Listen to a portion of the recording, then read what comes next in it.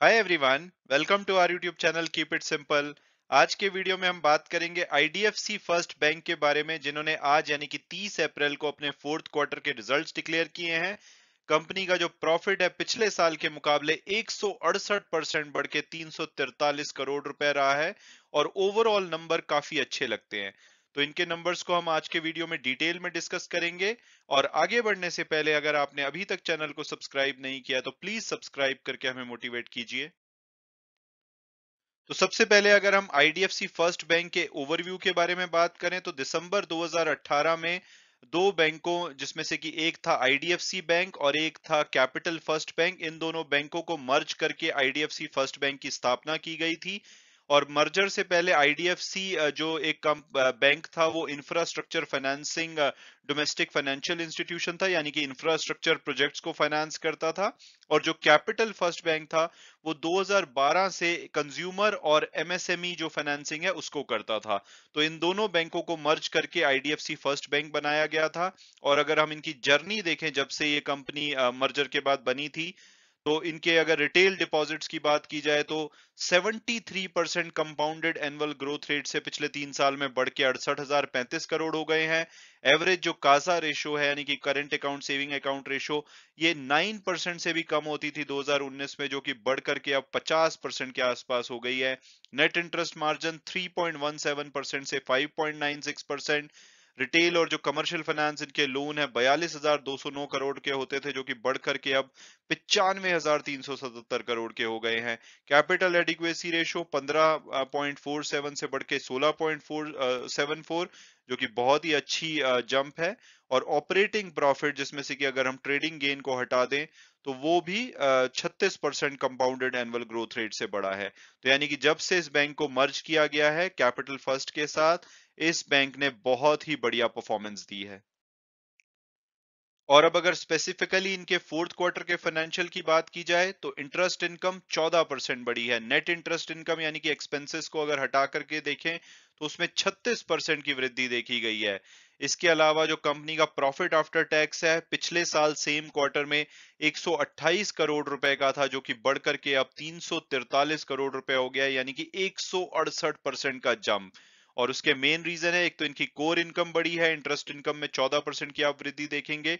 उसके अलावा जो बैंक के प्रोविजन थे वो 580 करोड़ से घट करके 369 करोड़ रह गए हैं। तो इन्हीं वजहों से जो बैंक का प्रॉफिट है ओवरऑल 168% बढ़ा है, जो कि अमेजिंग है। इसके अलावा अगर हम 2022 से जो फाइनेंशियल ईयर था उसके अगर पूरे रिजल्ट देखें पूरे साल के, तो आप देखेंगे कि हर जगह इन्होंने अच्छा किया है।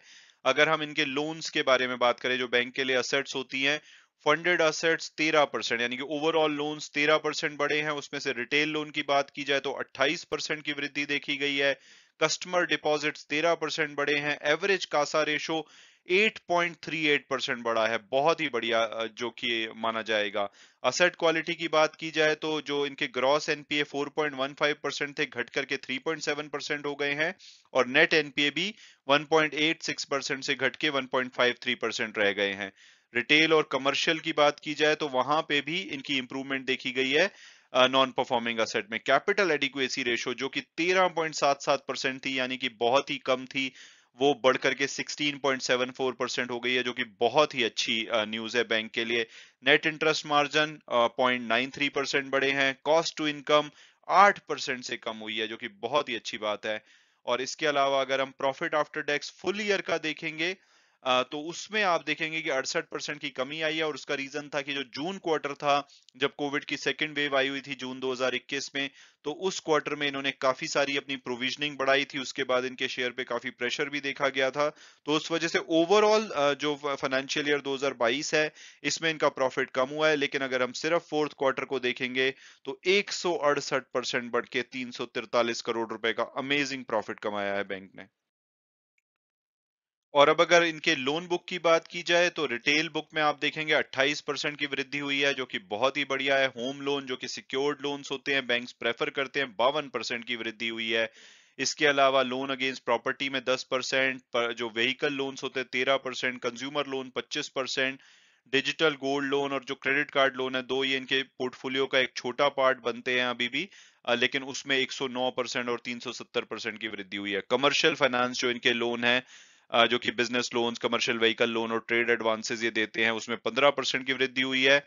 और जो कॉर्पोरेट इनके लोन्स हैं, 5% की वृद्धि हुई है। और इंफ्रास्ट्रक्चर, जहां पे बैंक अपना एक्सपोजर कम कर रहा है क्योंकि ये बहुत ही रिस्की लोन थे, रादर जो मर्जर से पहले आईडीएफसी लिमिटेड होती थी, वो इन्हीं लोन्स की वजह से ही काफी ज्यादा खराब परफॉर्मेंस दे रही थी, वहां पे बहुत सारे एनपी निकले थे, तो इसमें 36% की कमी हुई है।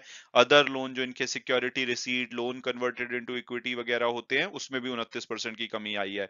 तो बैंक जिस डायरेक्शन में जाना चाहता है, उसी तरफ से इनके नंबर्स दिखाई दे रहे हैं।